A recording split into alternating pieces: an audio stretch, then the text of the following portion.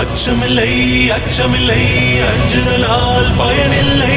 மாருதி எங்கே? என்ன மாருதி இங்கு வரவில்லையா? அவன் உருவத்தை அணுவுக்கும் குறைவாக மாற்றிக்கொண்டு விட்டான்.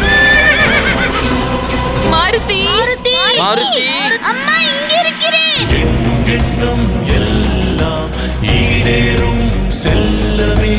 அம்மா இன்னும் சிறிது நேரத்தில் நான் உங்களிடம் வந்து விடுவேன்.